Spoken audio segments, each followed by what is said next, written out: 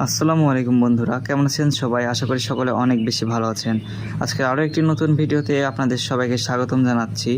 আজকের ভিডিওটি অত্যন্ত গুরুত্বপূর্ণ হতে যাচ্ছে, কেননা আজকের ভিডিওতে আমরা আলোচনা করব মালয়েশিয়া ভিসার কিছু বিশেষ আপডেট নিয়ে, যে আপডেট মালয়েশিয়ার সাথে সংযুক্ত প্রতিটা ব্যক্তির জানা অত্যন্ত জরুরি। তো চলুন শুরু করা যাক আজকের ভিডিওটি।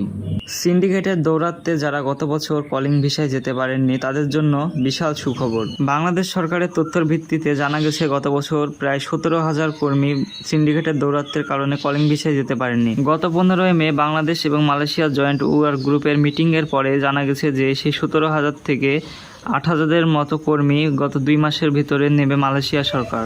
এই তথ্যটি এক বিবৃতির মাধ্যমে প্রকাশ করেছেন আসিফ নজরুল স্যার, এবং এরই সাথে 8,000-এর পরে যতগুলো বাকি থাকবে তারা 2 মাস পর থেকে স্বাভাবিকভাবে যাওয়া শুরু করবে। এছাড়া কিছু বিশেষ তথ্যের ভিত্তিতে জানা গেছে যে যারা নতুন করে ভিসার জন্য অ্যাপ্লাই করবেন তাদের মধ্যে 20,000 শ্রমিক ফ্রি ভিসায় যেতে পারবেন। এছাড়া যারা অবৈধভাবে বসবাস করছেন তাদের আইনি জটিলতা না থাকলে সাধারণ ক্ষমা সড়ক কিছু জরিমানা করে দেশে পাঠিয়ে দেওয়া হবে। তো আজকের ভিডিওটি এ পর্যন্তই। আমার ভিডিও যদি আপনার ভালো লেগে থাকে তাহলে অবশ্যই আমার চ্যানেলটিকে সাবস্ক্রাইব করে পাশে থাকা বেল আইকনটি অলে প্রেস করে দিবেন।